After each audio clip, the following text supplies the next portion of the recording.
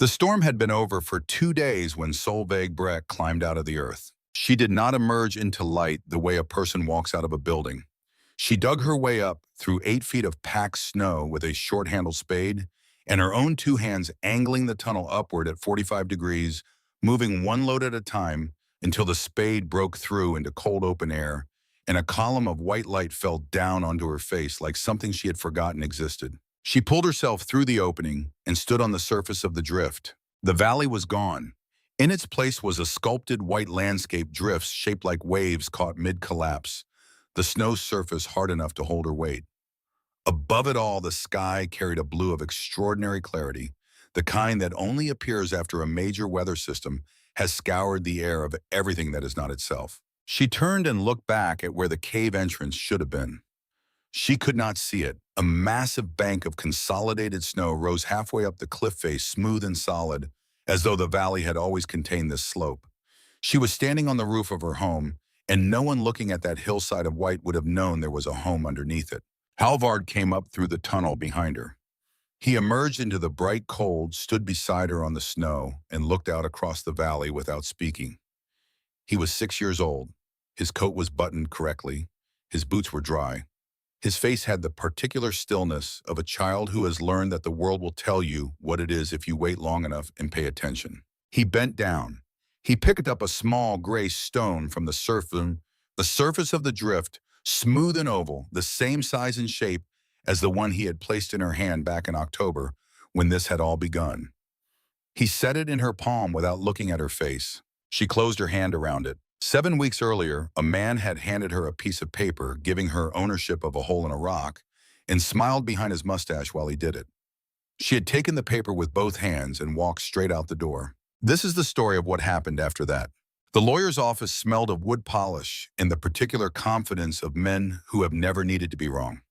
Theron Mullen sat behind a desk that was wider than it needed to be, and he pushed the deed across its surface using 2 fingers, as though he did not want to commit his whole hand to the transaction. Solveig watched those 2 fingers. She noticed the clean nails. She noticed the gold ring catching the October light from the window behind him.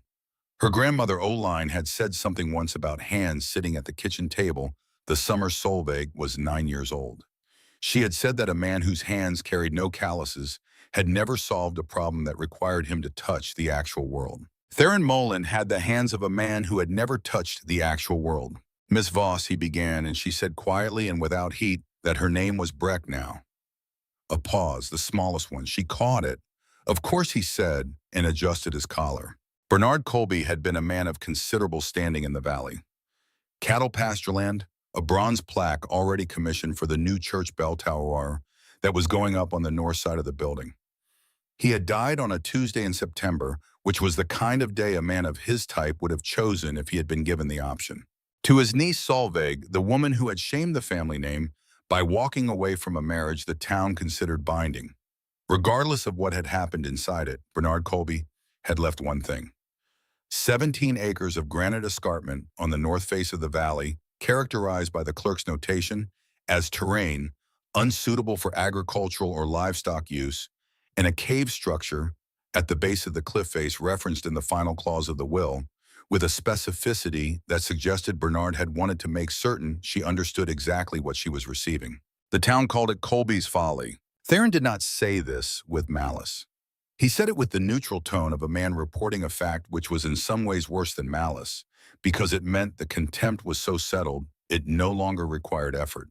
In the corner of the room, Clem Colby sat with his arms crossed and his eyes on the window. He had inherited the pastures, the cattle, the house with the south-facing porch. He had been doing the arithmetic of his inheritance in his head since before the will was read, and the arithmetic had satisfied him. He did not look at Solveig. It was not that he was avoiding her. It was something more deliberate than that. He was simply not including her in the category of people who required his attention. She had not expected anything different. She had known Clem Colby for 35 years, which was the entirety of her life, and in that time he had never once revised an opinion he had already formed. "These matters can be complicated," Theron said, spreading his hands in a gesture of practiced sympathy. "Property law surveys, boundary questions. It might be advisable to have someone review this on your behalf. Someone with experience in these things." Solveig looked at him. She let the silence sit for a moment before she answered it, which was something her grandmother had taught her about conversations with men who assumed you needed their help. I am not alone, she said. I have my son. Halvard is right here. Halvard was 6 years old and sitting in the chair beside her, with his hands folded in his lap and his eyes taking in everything in the room with the systematic patience of a child who had learned early that the world revealed itself to people who watched it carefully. He had not moved in 15 minutes. He had not asked a single question. Theron's mouth opened, then it closed, then it made a small adjustment. Solveig picked up the deed. She took it with both hands flat across her palms, the way Oline had shown her to receive anything that mattered, especially the things that did not yet look like they mattered. She thanked Theron Milan. She walked out the door. Halvard slid off the chair and fell into step beside her without being told. Behind them, Clem Colby finally turned from the window. He watched the door for a moment after it had closed. Whatever calculation was moving through his face, he kept it to himself. The main street of the settlement received them the way small towns receive the newly diminished, with a silence that was louder than noise, eyes that found something else to look at. The blacksmith's wife suddenly very interested in the condition of her bonnet. The man from the dry goods store rearranging a sack of flour that had already been arranged. Solveig walked with her shoulders level and her chin at a height that communicated nothing at all. She counted the blocks. It was a habit from childhood, from the summer she was 9 years old and had watched her mother bury a stillborn baby and had not known what to do with her hands or her eyes or the tight feeling in her chest. Oline had sat beside her afterward and said, when the feeling gets too large for the body, give the mind something to count. It does not have to be anything important. It just has to be something. 9 blocks. She counted them. At the second block, she noticed Sutter Griff outside the grain storage building, stacking burlap sacks, with the systematic efficiency of a man who had been doing physical work long enough that he no longer had to think about it. Sutter was 42 years old. His wife had died of fever in 1874. He had farmed wheat in this valley for 14 years, and he was the kind of man whose presence in a room made the room feel slightly more reliable. He saw Solveig and Halvard coming. He did not look away. He set down the sack he was holding, straightened up, and gave her a single nod. Direct, unhurried, meeting her eyes.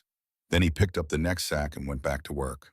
It was not a large gesture, but in a morning when everyone else had chosen to look at something else, it landed differently than a large gesture would have. At the 5th block, Reverend Colomb came down the front steps of the church. He positioned himself in the middle of the walkway, which told Solveig everything she needed to know about what was coming before he opened his mouth. Men who wanted to offer private counsel did not stand in the middle of the walkway. Men who wanted an audience did. He spoke at a volume that carried to the hardware store porch in the door of the millinery shop. He spoke about the covenant of marriage, about the responsibilities of a mother, about the path that remained open to women who had strayed from it. He used the word repentance twice. He used the phrase Christian home once. Solveig waited until he finished. It was important to wait. It was important not to answer a performance while it was still performing. She said, my husband drank. He raised his hand to my child when that child was 4 years old. God saw it. I have made my peace with God. I have not made my peace with you. She walked past him. Halvard walked beside her, his small hand in hers, his eyes straight ahead. He did not look at the Reverend. He did not ask any questions. He had learned somewhere in the years since his father had left that some moments required only forward motion. The rented house sat at the end of the 9th block, white paint, peeling at the porch posts, the kitchen garden she had planted in April, still holding the dead stalks of the growing season that was now over. Elias Dort was sitting on the front steps. He was a decent man in the way that some men are decent when decency does not cost them anything significant. He stood up when she came up the path. He held his hat in both hands. The brim was worn where his fingers gripped it, which told her he had been sitting there long enough to work through what he needed to say. His son was getting married in November. They would need a place to live. He had this piece of land, 22 days. Solveig heard the number and felt it go through her the way coal goes through a coat that is not quite thick enough. Not devastation, something more precise than that. The specific weight of a timeline becoming real. She said, I understand, Elias. Thank you for telling me directly. Most men would have sent a letter. He nodded twice, unsure whether that was a compliment or an indictment. He left without putting his hat back on. Halvard sat down beside her on the porch step. He reached into his coat pocket and took out a smooth gray stone oval the size of a sparrow's egg, the kind the creek made out of patience and time. He placed it in her palm without ceremony, with the total seriousness of a 6-year-old who has decided this is the right thing to do and requires no explanation. She closed her hand around it. "Where do we go, Mama?" His voice was quiet and practical, not afraid. Not afraid yet. She looked at her boy, his father's eyes, her mother's mouth, and something else entirely his own, a watchfulness she had never quite been able to name. "I do not know yet, baby." He nodded as though that was an acceptable answer, as though he trusted her to know by tomorrow. That trust was the thing most likely to break her if she let it. She did not let it. The night was long and the house was quiet, and Solveig sat at the kitchen table with one candle burning and the deed unfolded in front of her. And the only object in this house that had truly belonged to her since before she was married, a leather notebook cracked at the spine, the color of a creek bed in August, the pages thin and brown at the edges, the handwriting inside belonging to her grandmother. Oline Colby had died when Solveig was 12. She had left two things behind: the notebook and one sentence that Solveig had carried with her through a marriage and a divorce, and 3 years of being the woman the town had decided to make an example of. "Stone makes no promises, child, but stone breaks none either." Solveig opened the notebook. She had read it perhaps 100 times over the years, as a girl, as a young wife, as a woman trying to figure out how to raise a son alone. Tonight she turned to a page she had marked weeks ago, a page she had always read as a record of travel and survival. Tonight she read it differently because tonight she was sitting at a kitchen table with a deed to a cave. The entry was dated October 1849. It said, "Valley below the cliffs. Wind comes down strangely here, curls rather than falls. Found a cave at the base of the rock face. 3 nights there. A fissure in the ceiling draws the smoke upward. Could winter here if I had to. He will not find me here." Solveig read the last sentence again. He, her grandfather. The man she had grown up calling Grandpa Colby. The man who had been silent at dinner tables and had once thrown a bowl of stew across the kitchen because his coffee was too cold. She had been 7 years old that day and had not understood what she was watching. She understood it now. Oline had run in 1849. She had run and she had found the cave, and she had hidden in it and she had survived. She had come back after her husband died of fever in 1857, come back to the valley and lived out the remaining years of her life with the serenity that Solveig had always assumed was simply her nature. It had not been her nature. It had been her achievement. Kolbe's folly was not Bernard's contempt. It was a hand reaching across 30 years. Solveig sat with both palms flat on the cover of the notebook and let her shoulders shake once, twice. She did not cry. She breathed in through her nose and out through her mouth the way Oline had taught her steadily until the shaking stopped. Then she stood up. She went to the closet under the stairs and pulled out the canvas roll where her tools were kept, the hatchet that had been her father's, the whetstone, the small cast iron pot, the seed packets she had been saving since March. She started packing. It was 3 in the morning. The candle burned low.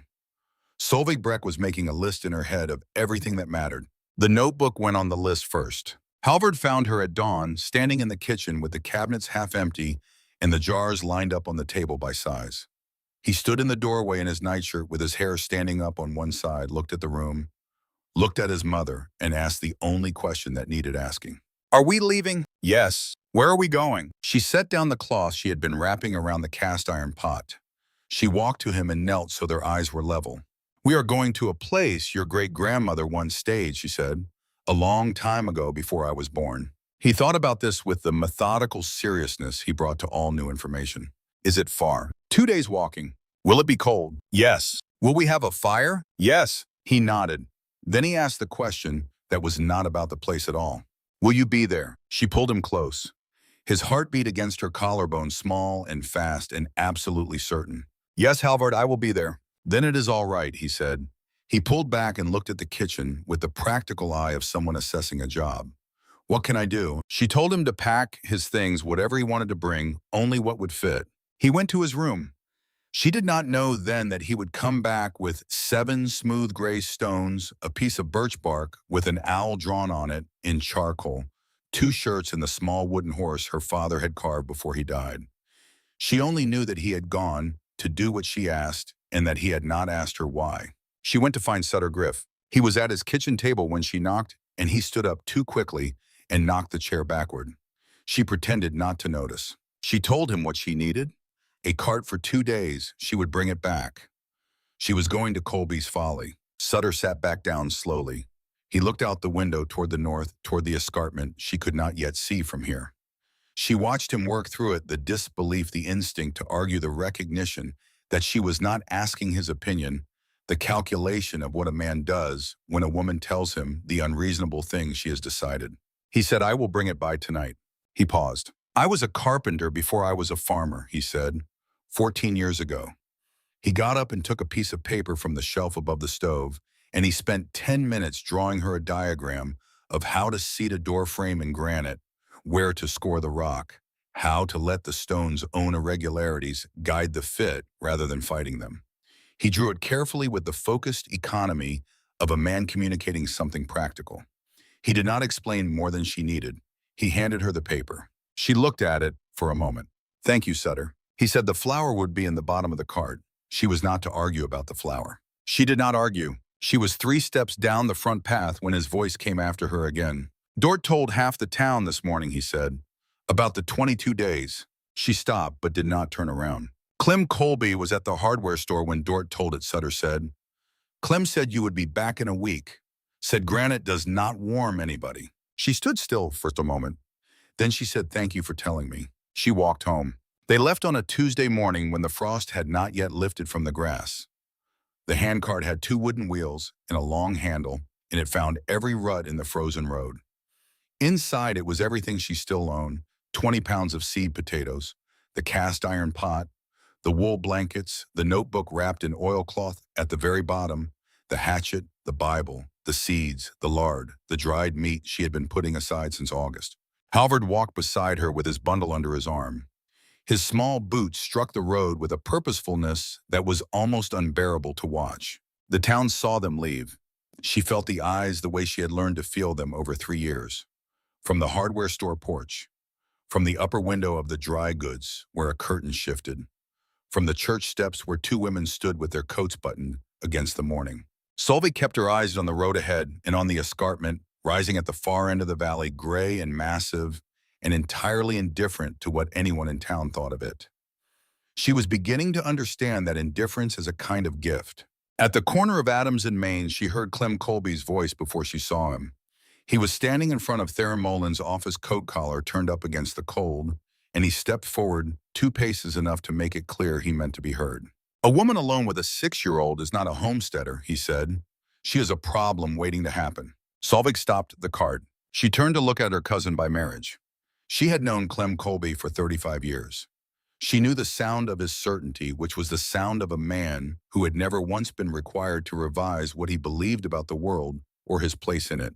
She looked at him for 3 full seconds, not with anger, not with contempt, with a calm that was, she suspected, more unsettling to him than either of those things would have been. Then she picked up the cart handle and kept walking. Halvard looked up at her after they had gone half a block. He did not ask about Clem. He asked instead, "Who decides what a homesteader is?" "The person doing the work," she said. He considered this.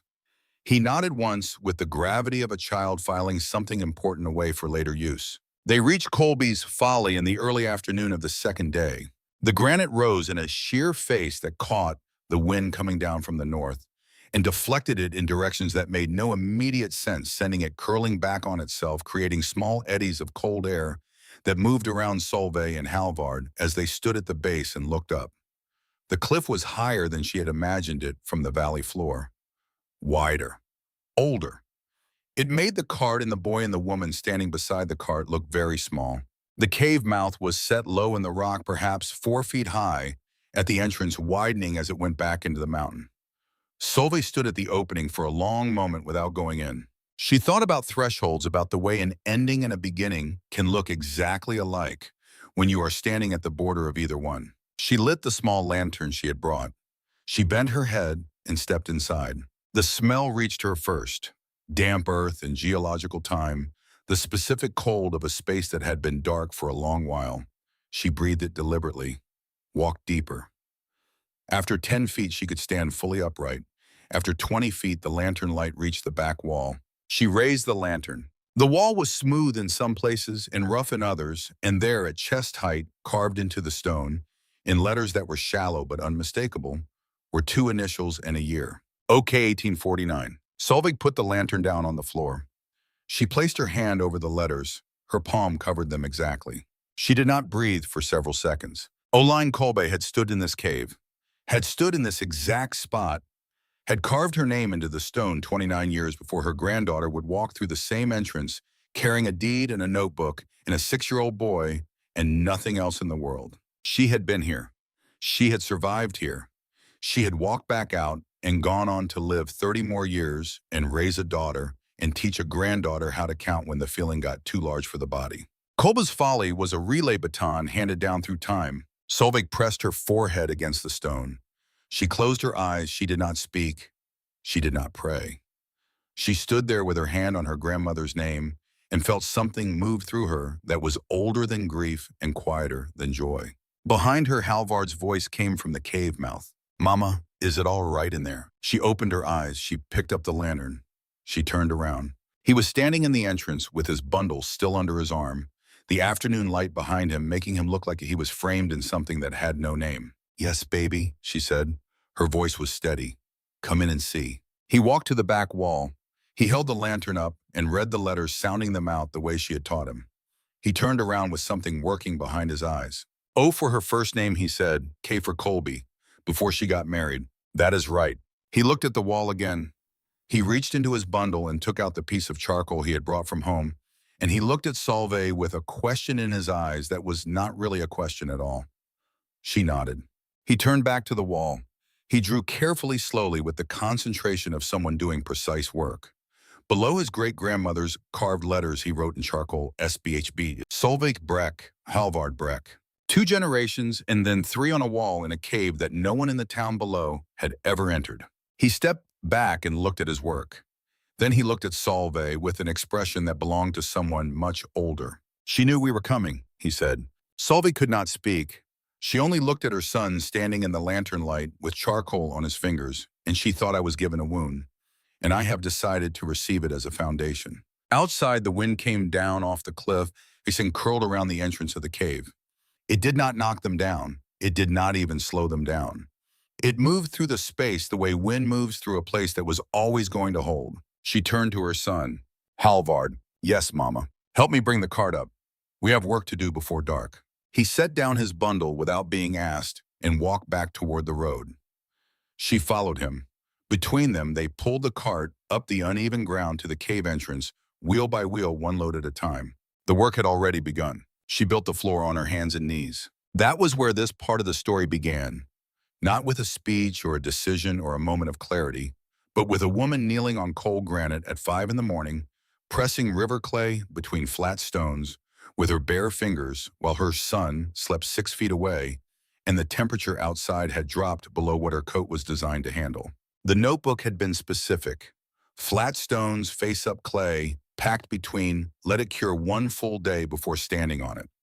Oline had written it in 1849, and the instructions were as precise as anything Solveig had ever read, more precise than the recipes in the church cookbook, more precise than the property survey Theron Molen had handed her along with the deed.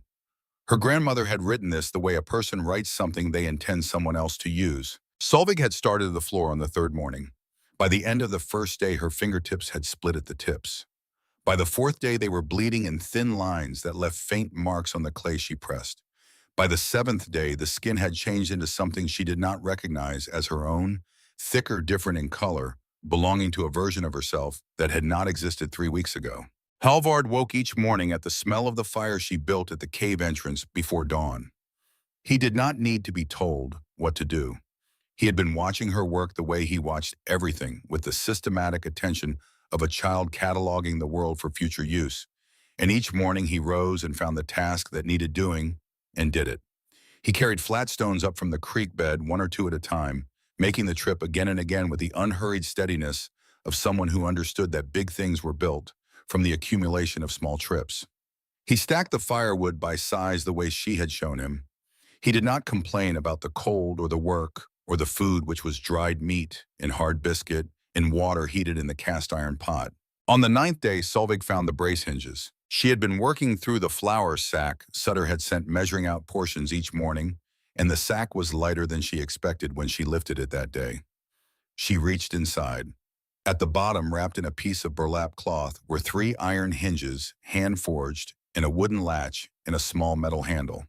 Someone had placed them there, deliberately settled under the flour so they would not be found until the flour was nearly gone, which meant they had been placed there by someone who understood the sequence of her work, who knew she would not need hinges until she had a door frame to hang them on, and who did not want her to refuse them. She sat down on the cave floor with the hinges in her lap. The crying came without warning, the kind that does not make sound, the kind that simply leaks out of a body that has been holding too much for too long.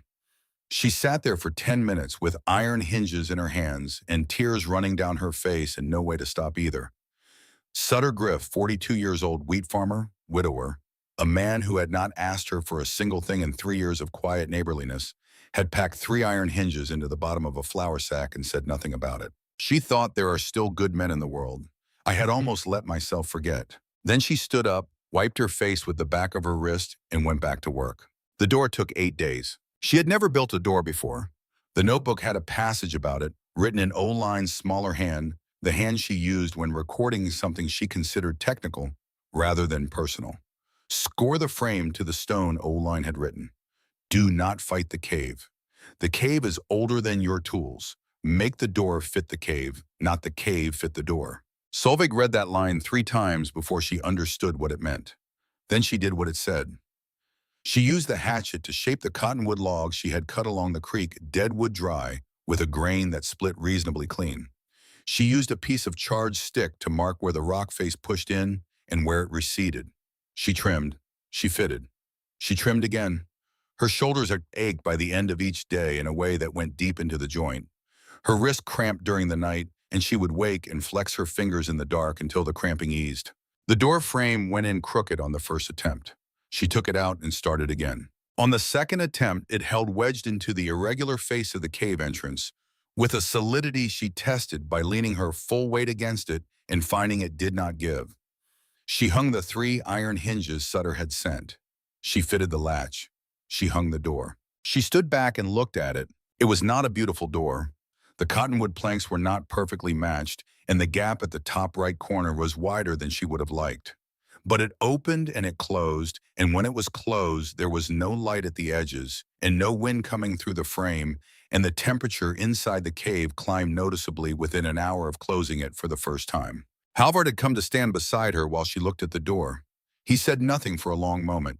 Then he reached out and opened it and closed it and opened it again, testing the swing the way a person tests something they are satisfied with. Good hinges, he said. Yes, she said, good hinges. He did not ask where the hinges had come from.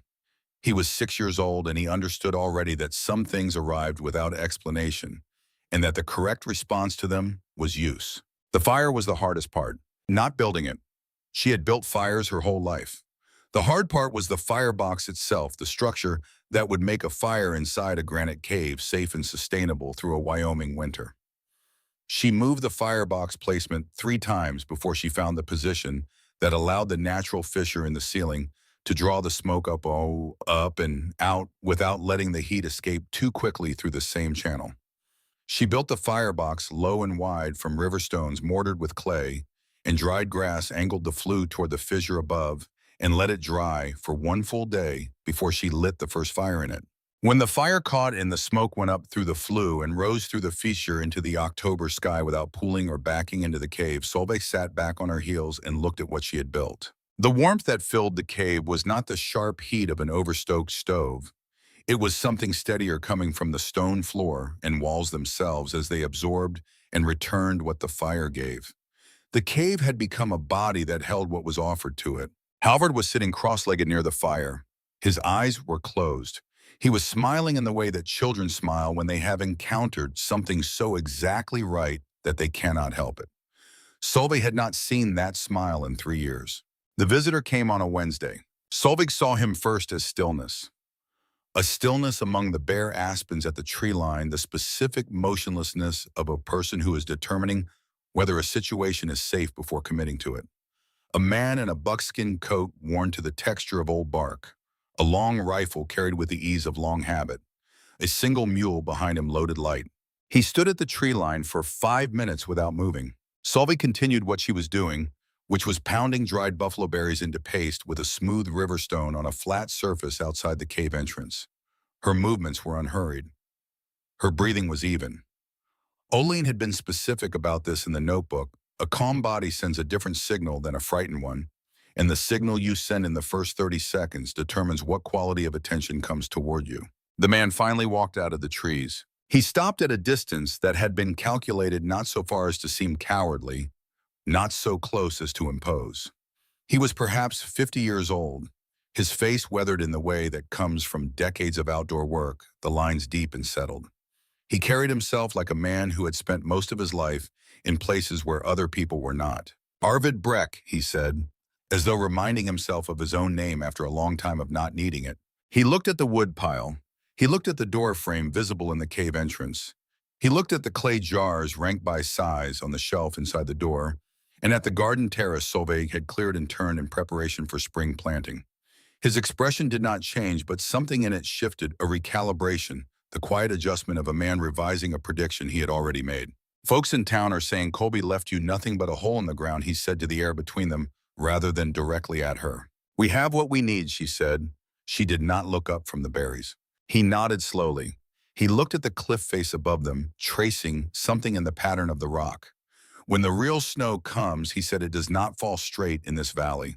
The escarpment funnels the north wind, and the snow drifts against anything vertical. I have seen it cover a 2-story barn to the roofline. He looked back at the cave entrance. A hole in the ground, he said, is not the worst place to be in a blizzard. He did not say it as a compliment. He said it the way a man corrects himself out loud in front of a witness, which is the hardest kind of correction to make. He walked to the back wall of the cave. She had not invited him in. She did not stop him. He stood in front of the carved letters for a long time. His back was to her, and his hat was in his hand, and the shape of his shoulders changed while he stood there, something releasing that he had been carrying for a long time. When he turned around, his face was different. It was the face of a man who had just remembered something he had spent decades trying not to forget. Oline Colby, he said. Solveig set down the river stone. My grandmother, she said. He nodded slowly. I knew her. The air in the cave changed in the particular way that air changes when something true is about to be said in it. I was 12 years old, Arvid said. Winter of 1838. My father had died on the trail west. My mother and I were trying to reach her sister in Oregon. We got caught in early snow. My mother went out to find help and did not come back. I crawled into this cave to die. He stopped. He looked at the letters again. Your grandmother was passing through, years before she carved those initials. She found me. I had been in the cave 3 days by then. I remember very little of it. I remember the smell of cornbread on a hearthstone. I remember a woman with brown hair telling me in a calm voice that I was going to live. He paused. She kept me for 2 weeks. Fed me, warmed me, walked me down to the South Trail and put me on a wagon heading west. I never saw her again. He stopped. His eyes were wet. Solveig had not expected that. She had not expected to see that from a man who looked as though weather was the only thing that had ever touched him. Before she sent me on, he said she told me something. I have said it to myself for 40 years. Some things are given as wounds. Some things are received as foundations. The difference is in the receiver. The cave was entirely silent. Solveig felt the tears on her own face before she was aware of crying. She did not wipe them. Halvard had come to stand beside her at some point during Arvid's telling, and he looked up at her and then at the old man, and then he said simply, Mama writes that down sometimes. Arvid looked at the boy for a long moment. I expect she does, he said. He walked to his mule. He untied a smoked ham from the pack and set it on the flat stone where Solveig had been working. Trade you for potatoes when they are ready in spring. It was not charity. It was the transaction of 2 people who would be sharing a geography through the coming winter. It was the first time since the reading of the will that anyone had spoken to her as though she were simply a neighbor. At the tree line, he stopped and looked back. Miss Breck, he said. Yes, your grandmother had a way of standing when she was thinking. She would put one hand on her hip and tilt her head sideways like she was listening to something no one else could hear. Solveig felt her breath leave her. Her mother had said that to her when she was a child. Oline does that. You do that. You are going to be just like her. I just wanted to say so, Arvid said. He left. The mule followed without being led. Halvard leaned against Solveig's side and watched the aspens close behind them. He cried, Halvard said. Yes, old men do not usually cry. No, they do not. It was about great-grandmother. Yes, and she kept him alive. Yes. He was quiet for a moment. And now she is keeping us alive too, he said. Solveig bent and pressed her lips to the top of his head, and she did not answer because she did not need to. The sickness came at the end of November. Halvard started coughing on a Tuesday afternoon while Solveig was working on the second set of shelves. By Tuesday evening, his forehead was warm. By Wednesday morning, the thermometer she had brought from the kitchen drawer of the rented house read 104 degrees. She had seen high fevers before. She had nursed Halvard through croup when he was 3, sitting up through 2 nights in a row with a steaming kettle and damp cloths. This was different. His eyes had gone glassy, and his skin was so hot it was uncomfortable to touch, and his breathing was shallow and fast in a way that did not sound like rest, that did not sound like a body recovering on its own. She panicked for exactly 40 seconds. She knew it was 40 seconds because she counted. She paced from the fire to the cave entrance and back. She put both hands over her face. She thought, I cannot do this alone. I made a mistake. I should have stayed in town. I should have taken whatever was offered. Then she stopped. She walked to the back wall. She placed her palm over her grandmother's carved initials and held it there. She said aloud into the cold, I am not asking for it to be easy. I am asking for time. Time enough to make this work. Time enough to keep my boy. She opened her eyes. She went to the notebook. The page she needed was one she had marked in October without fully understanding why. Yerba Santa Olan had written, resinous leaves deep green, found on rocky south-facing slopes. For the lungs, for the cough. 1 full handful of leaves steeped in 2 cups of boiling water for 20 minutes. Strain and sweeten with honey if available. 3 swallows every 2 hours without stopping until the fever breaks. In the margin in smaller writing, cool the body from outside while the medicine works from inside. Creek water on cloths against the wrists, the back of the neck, the soles of the feet. Every 2 hours alongside the tea. The fever must leave through the skin. She had gathered yerba Santa in October because the notebook said to gather it, and she had learned by then to do what the notebook said without requiring herself to understand the reason first. The jar was on the shelf. She measured a full handful with shaking hands. She poured boiling water from the cast iron pot and watched the clock she had brought from the kitchen of the rented house. 20 minutes. She had not known 20 minutes could be that long. While she waited, she went to the creek with a small bowl. The water was cold enough that her hands ached within seconds of putting them in. She tore strips from a clean cotton shirt and carried them back to the cave and knelt beside Halvard on the pallet. She wrapped 1 strip around his left wrist, 1 around his right, 1 folded across the back of his neck, 1 across the soles of his feet. The first cloth was warm within 60 seconds. She replaced it, then the next, then the next. She moved through them in rotation, keeping each one cold, feeling the heat the small body was throwing off as something almost visible, a field of wrong temperature surrounding him. Halvard moaned and shifted on the pallet. Mama, I am here, baby. I am right here. It tastes bad, he said, before she had given him anything as though he already knew what was coming. I know. Don't go. I am not going anywhere. Not 1 inch from where I am standing. She strained the tea into a tin cup and lifted his head and tipped 3 swallows into his mouth. He swallowed slowly, his eyes half open, looking at her with the absolute trust of a child who has not yet learned that trust can be misplaced. She did not eat. She did not sleep. She did not look away from his face, except to go for more cold water from the creek, and she moved through those trips at a pace that kept the cold cloths cold, and the tea coming every 2 hours, and the fire steady at the level that warmed the cave without overheating the air. At 3 in the morning, his fever broke. She felt it before she saw it. The skin under her hand changed slowly at first, and then all at once. The sweat came heavily. She changed his shirt. She replaced the cloths with dry ones.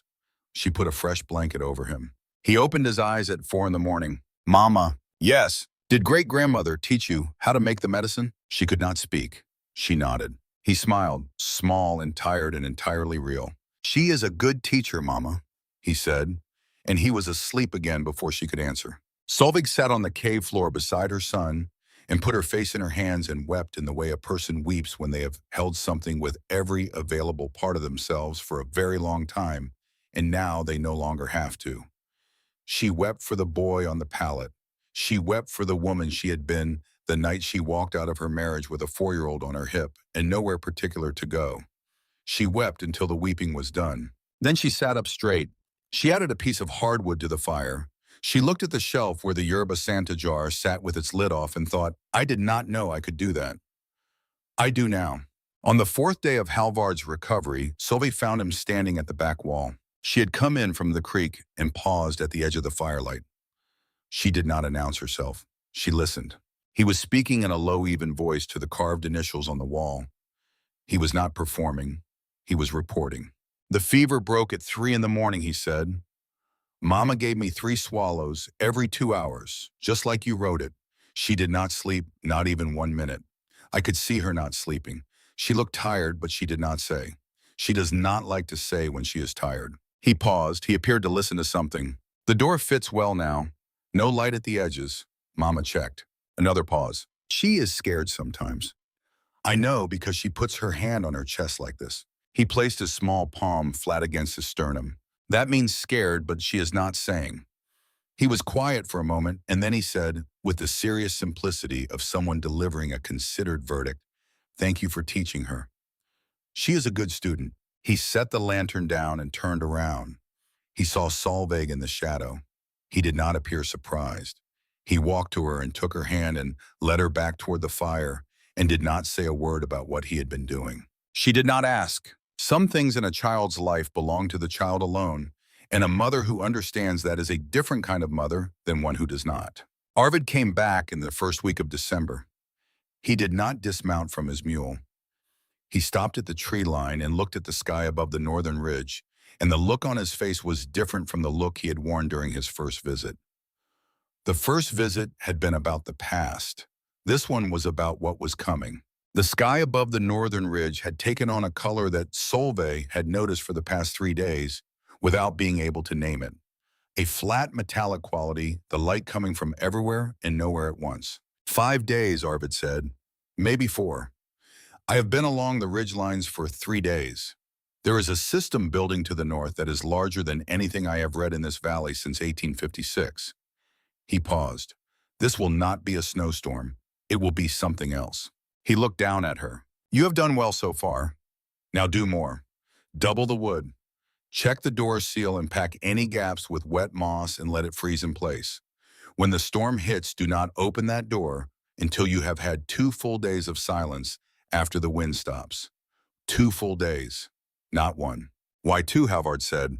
He had come to stand in the cave entrance. Arvid looked at the boy the way experienced men look at children who ask direct questions, with a respect that does not condescend. Because after a storm like this, the snow does not stay loose. It consolidates, sets hard. If you open the door into a packed drift before the settling is complete, 2 things happen. Your heat goes out, and sometimes the drift shifts behind the door and holds it open and you cannot close it again. You would be trading a sealed cave for an open one in the middle of a Wyoming winter. Halvard nodded. He absorbed this with the same focused attention he brought to everything technical, storing it whole. Arvid looked at Solveig. The boy pays attention. He does, she said. Then you will be all right. He turned the mule and rode back the way he had come. That evening, Solveig and Halvard stood at the cave entrance and looked north. The sky above the ridge was doing something she could not account for with the vocabulary she had.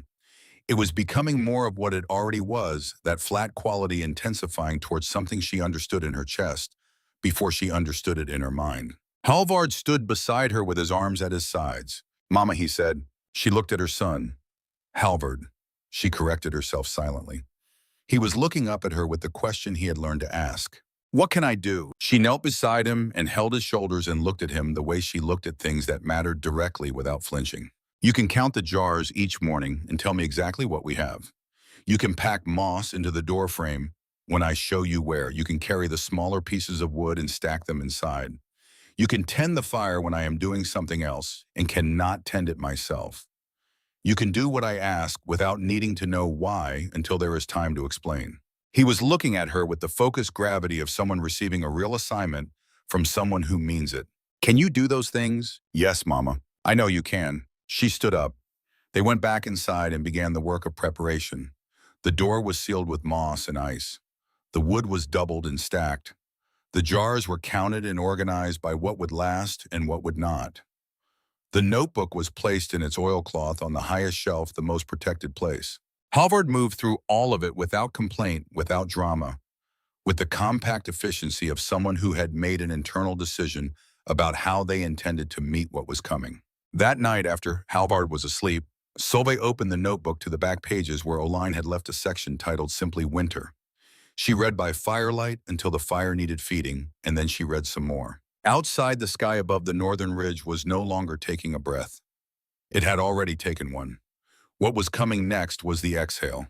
The wind came on the fourth night, and it did not arrive the way weather usually arrives. It did not build. It did not warn. One moment the cave was quiet enough that Solveig could hear the small sounds of the fire settling and Halvard's breathing from across the room.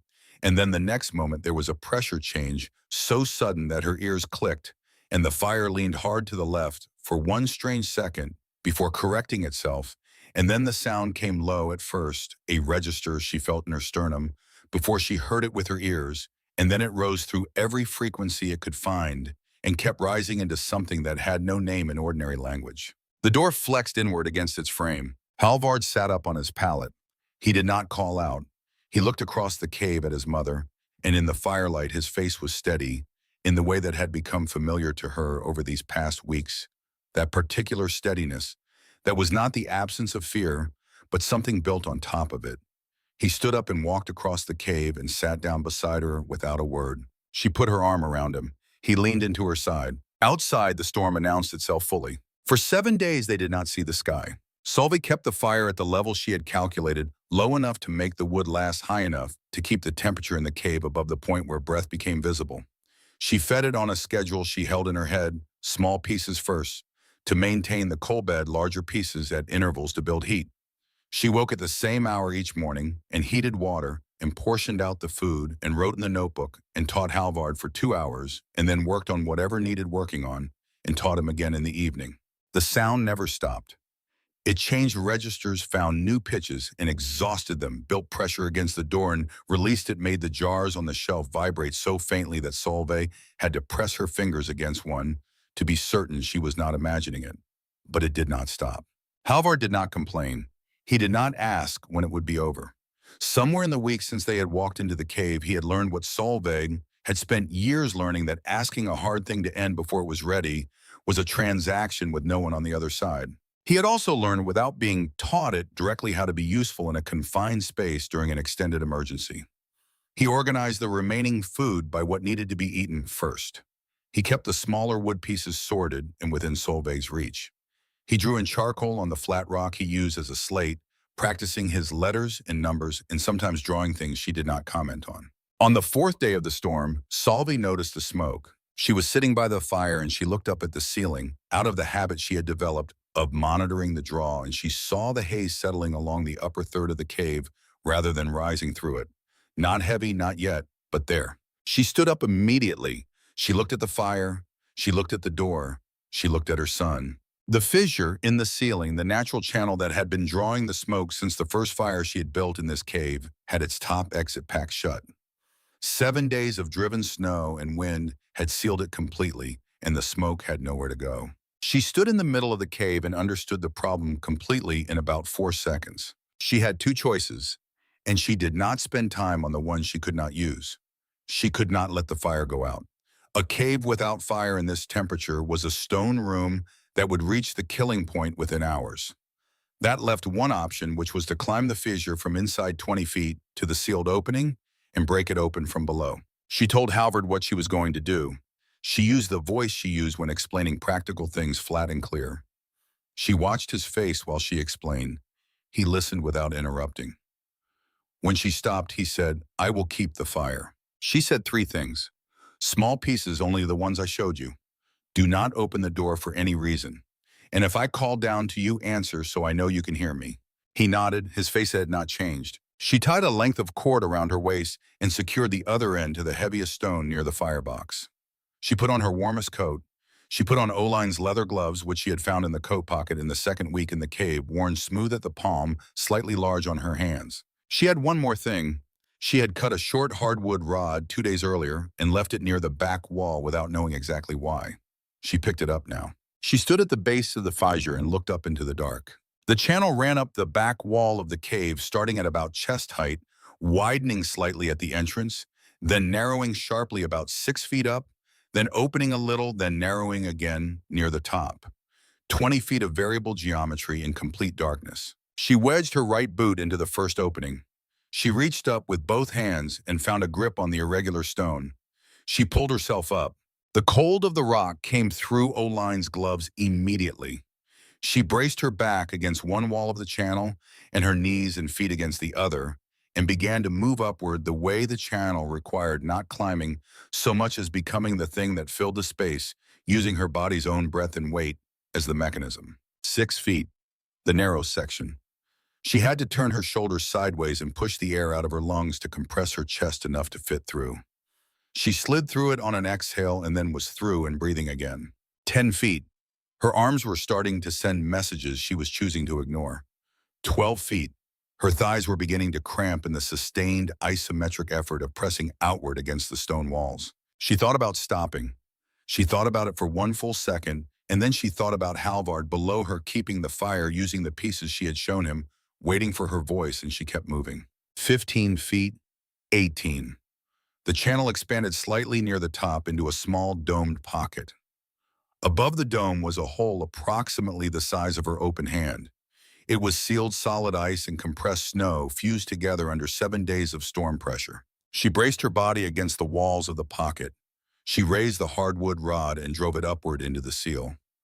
Once, a small chip of ice fell past her ear. Again, a larger piece. Again. The rod skipped sideways and her shoulder wrenched with the awkward angle, and she made a sound she did not intend to make, small and involuntary. "From below, Mama." "I am all right," she called down. "Keep tending." She switched the rod to her other hand. She drove it upward again and felt the resistance change, felt the seal shift. And then there was a sound like a knuckle popping clean and decisive, and a column of cold air dropped straight down onto her face. She gasped. She had not realized how much the air in the cave below had already depleted until she breathed air that had not been inside a sealed stone room for 4 days. It was so cold it hurt her lungs. It was the finest thing she had ever breathed. She worked the opening wider with the rod breaking away ice and packed snow until the hole was large enough to pass her forearm through. The wind coming down through it carried the sound of the storm still moving outside, but diminished now as though she was hearing it from a great distance. She rested her forehead against the stone of the dome and breathed. Then she began to go down. Descending was harder than ascending had been because she had spent everything getting up and now had to do the reverse on what remained. She lowered herself inch by inch, boot, finding purchase, hand finding grip, the cord trailing below her through the dark.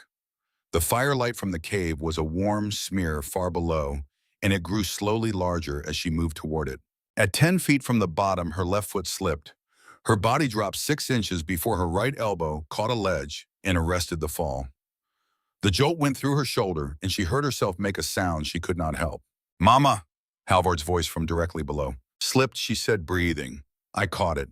I am coming down." She braced. She found her footing again. She moved the last 10 feet with the focused deliberateness of someone using the final reserves of a tank that is almost empty. When her boots touched the cave floor, her legs gave way entirely, and she sat down hard on the stone. Her shoulder was burning where the ledge had caught it. Her hands inside Oline's gloves were shaking. Halvard crossed the cave in 4 steps and hit her at full speed, arms around her neck. His full weight against her, and the force of it knocked her back onto her elbows. He did not say anything. He simply held on. She wrapped her arms around him and held back. "You came back," he said, finally, his face against her collarbone. "I came back. You said you would." "I did." She felt the wet of his face against her coat. He had not cried during the fever. He had not cried when his father left. He cried now silently, the way he did most things without performance, in the full privacy of her arms. She rocked him gently. She did not remember falling asleep. She woke an hour later, still on the cave floor, her son curled against her side, the fire burning brighter than she had left it. He had fed it while she slept. She looked at the firebox. He had used the smaller pieces in the right order, the way she had shown him. He had done it correctly alone in the dark while she was somewhere inside the stone above him. Solveig lay still on the cave floor and looked at the ceiling and thought about what she had just watched her 6-year-old son do, and she did not have words for it, so she did not try to find any. On the 7th day, the storm ended, not gradually, not with a slow diminishment that gave warning. One moment the cave was filled with the sound that had been its entire world for 7 days, and the next moment there was nothing. Silence so complete that Solveig set down the shirt she was mending and simply listened to it for a full minute, making sure it was real. Halvard looked up from the slate where he had been drawing. "Mama, I know. Is it over?" "We wait," she said.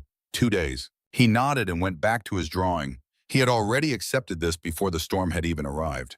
They waited. 2 days of silence and cooking from the hearth, and mending and lessons, and the specific quality of rest that comes after sustained effort. On the afternoon of the 2nd day, Halvard added something to the back wall. He worked carefully with the small piece of charcoal he kept in his pocket, and when he stepped back, Solveig saw that below the initials and below the 2 sets of letters they had written on their first day, there were now 3 small figures drawn in the rock: a woman, a boy, and between them, holding both their hands, a third figure, older, wearing something like a long coat positioned between them, as though she had always been there. He did not explain it. Solveig looked at it for a long time. She did not erase it. She thought it was the most accurate picture she had ever seen of anything. On the morning of the 3rd day of silence, she opened the door. She used the hatchets to break the ice that had sealed the frame, working from the inside, starting at the top corner, as Arvid had instructed. Snow fell inward, dense and heavy. She dug upward at an angle toward the surface, Halvard trading with her every few minutes, his small arms carrying load after load of packed snow to the cold storage at the back of the cave. She thought of a line from the notebook, one of Oline's practical notes, with no sentiment attached to it: when the problem is too large to be useful, make the problem the size of your hands. You do not dig out of a buried winter. You move this load, then the next. She moved this load, then the next. In the 4th hour, the spade broke through into open air, and a shaft of white light fell down through the hole. And behind her, Halvard made a sound that she knew she would carry for the rest of her life. Not a word, not a cry, simply the sound a body makes when it receives back something it had stopped expecting. She climbed out first. She stood on the surface of the consolidated drift and looked at the valley. The world had been remade. The drifts rose and fell across the valley floor in shapes that had no precedent in the landscape she had looked at every day for 7 weeks. The sky above was a hard, brilliant blue. The sun was out, and the snow surface threw light in every direction at once. She helped Halvard up through the tunnel. He stood beside her and looked at the valley for a long time without speaking.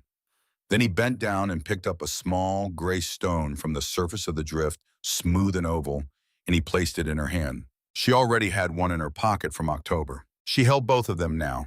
She did not say anything. Some weights do not need to be named. The walk to the settlement took 3 hours to cover 2 miles. When the town came into view, Solveig stopped at the rise above it and looked down. The damage was not uniform. Some roofs were intact, others had shed their ridgelines entirely. 3 structures at the north end of the settlement had collapsed to their foundations. And the church bell tower, the one Bernard Kolbe had funded, the one with the bronze plaque already engraved with his name, the one designed to stand for 100 years, had snapped at its base and was lying across the churchyard like a felled tree. The brass bell had rolled 20 feet from the wreckage and rested against the fence post, silent and enormous in the white morning. Solveig looked at it for a long moment. She thought of the cave behind her, buried under 8 feet of snow and entirely intact. She thought of the door Sutter Griff had helped her design, still on its hinges. She thought of the floor she had laid on her hands and knees with bleeding fingers, and the firebox that had kept them warm for 7 weeks. She did not say anything.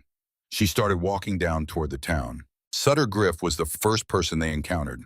He was standing at the edge of what had been the livery stable, his shovel planted in the snow beside him, his face carrying the particular hollowness of a man who had been delivering bad news to neighbors for several days running and was not yet done. He saw them coming across the snow from a distance, and he went completely still. She understood, watching him from 50 yards away, that he had not expected to see them walking. that he had at some point in the past 7 days quietly revised his expectation of what this morning would look like. When she reached him, he said her name and then stopped. He tried again, and the second attempt did not produce words either, only a sound that carried everything the words would have contained. She said we were in the cave. He looked at Halvard. The boy was standing straight, his color good, his eyes clear. Sutter looked back at Solveig. Something in his face settled and reset. He pulled her into an embrace that lasted 3 seconds and ended with him stepping back and clearing his throat. 12 people, he said, and we are still finding. She closed her eyes, she opened them. What can I do? Sutter almost smiled. First question, every time. He told her about a family on the east side of town with a boy still missing. She told him she would go. She reached into her pack and handed him the pemmican she had brought.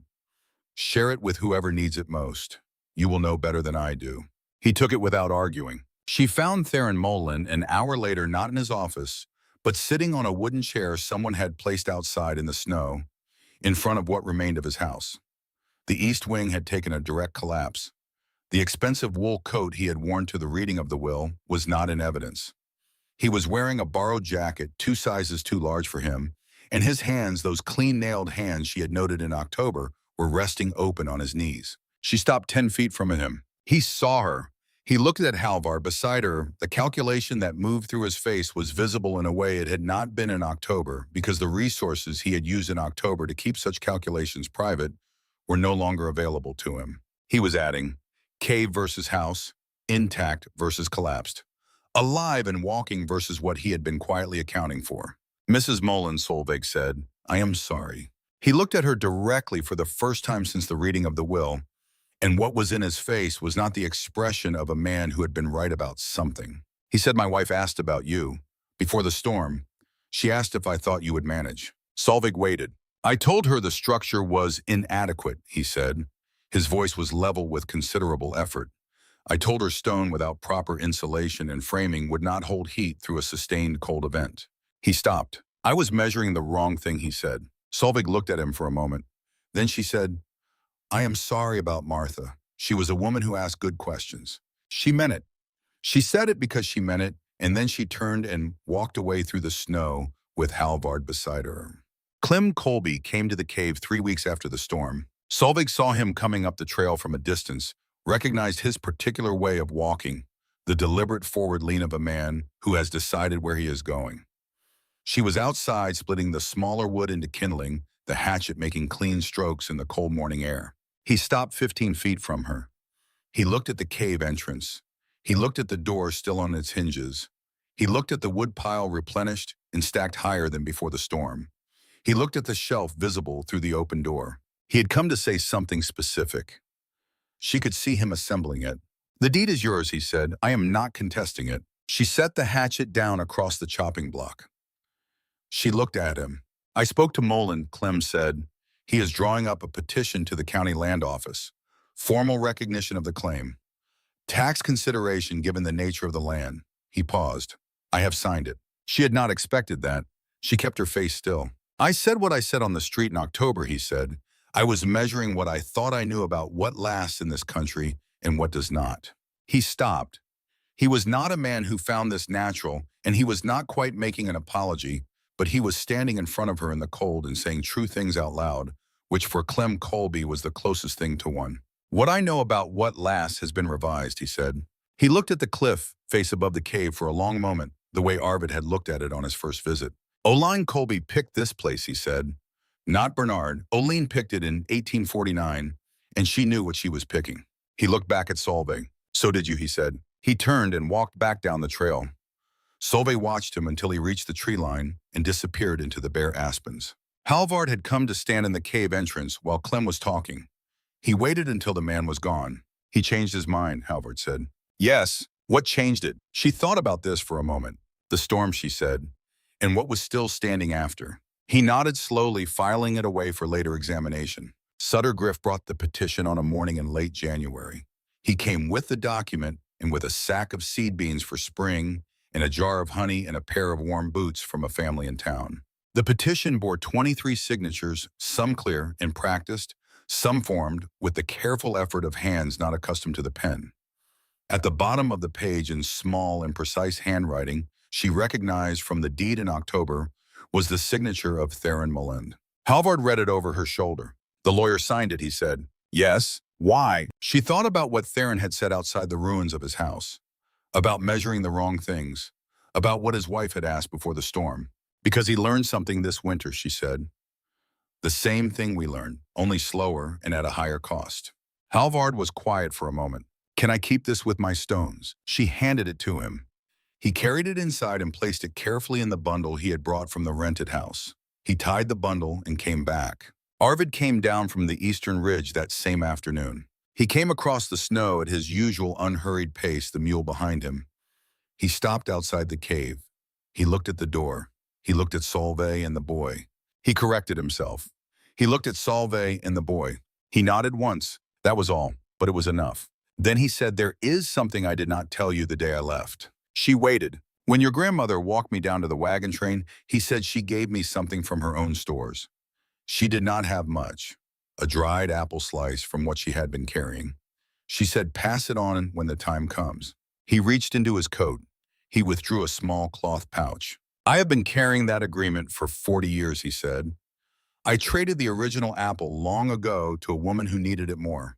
But I kept the agreement. I always carry one. He held the pouch out. She took it.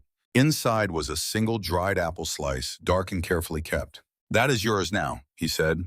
Pass it on when the time comes. She held the small pouch and looked at the old man in the buckskin coat, who had been a 12-year-old boy dying in this cave 40 years ago and had been carrying a dead woman's instruction ever since. He touched the brim of his hat. He turned. The mule followed. Halvard watched them go. What is that for? He said. She turned the small pouch in her hands. It is a promise, she said, between people across time. Your great-grandmother made it. Arvid kept it. Now it belongs to me. She looked at him, and then to you. He received this without drama in the way he received most things now, as information to be understood and acted on at the appropriate time. She went inside. She sat at the small table she had built from cottonwood planks in November. She opened the notebook to the last blank pages, the ones she had been looking at since before the storm, and had not yet written in. She picked up the pencil. She wrote, February 1879. Solveig Breck, granddaughter of Olaine Kolbe, survived the winter in the cave you marked with your initials. My son Halvard is 6 years old. He learned from what you wrote down. He held the notebook the night I climbed the fissure. He kept the fire going while I slept. He gave me a stone in October and a stone in February, and they are the same stone made twice. I know now that you came here as I came here, running from a man you could not stay with. My mother never said. Perhaps she did not know. But you wrote it down and you kept the notebook and you waited. If someone is reading this, whatever daughter or granddaughter of mine, I will not live to see, remember this. We come from a line of people who chose stone when they had nothing else. We chose what holds. The wound was real. The foundation is real too. Stone makes no promises, but stone breaks none either. Welcome home. She closed the notebook. She placed it back on the shelf in the oilcloth in the position she had kept it since the first night in the cave. The highest shelf, the most protected place. Outside, somewhere south of the valley, the first signals of thaw were moving through the ground. Not visible yet, not audible, but present in the particular way that change is present before it announces itself quietly underneath everything doing its work. Halvard came in from outside where he had been counting the remaining jars, the task she had given him each morning since December. He set his count down on the table beside her numbers written in his careful hand. She looked at it. Good count, she said. He sat down across from her. He put his elbows on the table and his chin in his hands and looked at her the way he had been looking at her since October, taking inventory, building a picture of her that she suspected was more accurate than any picture she had of herself. Mama, he said. Yes. Do you think she knew, great-grandmother? Do you think she knew we would come? Solveig thought about this. She thought about a woman carving her initials into stone in 1849, alone hiding from a man she could not stay with in a cave she had found because she needed somewhere to disappear. She thought about that same woman writing instructions for a door, for a floor, for a fire, for a fever in a notebook she kept and carried and eventually left behind. She thought about the way a person writes something when they know they are writing it for someone they will never meet. I think she hoped, Solveig said. I think she wrote it down because she hoped and because she understood that hope on its own is not enough. You have to also do the work. Halvard considered this. "We did the work," he said. "Yes, baby, we did." He nodded. He got up and went to add a piece of wood to the fire, choosing the right size the way she had taught him, setting it at the angle that would catch, without smothering the small act of a person who has learned something and carries it in their hands. Solvig watched him. The cave held them the same way it had held everyone who had ever needed it. Not with warmth exactly, not with welcome, with something older than either of those things. With the simple and absolute fact of its presence, the same presence it had offered Arvid Breck in 1838 and Olan Kolba in 1849, the same presence it offered now. The fire settled. The smoke went up through the fissure the way it always had drawn upward by the same geometry that had been drawing smoke since before anyone had thought to use it. Outside, spring was coming. It would take another 6 weeks, maybe 8. There would be mud and cold rain and the particular exhaustion of a valley emerging from a hard winter. There would be planting and questions of what the soil would yield and whether the credit at the general store would hold and what would be said in town and what would not. All of that was coming, but not yet. For now, there was only the cave and the fire and the boy adding wood with careful hands and the notebook on the shelf and the 2 gray stones in her pocket and the dried apple in its cloth pouch waiting to be passed on. For now, there was only what holds.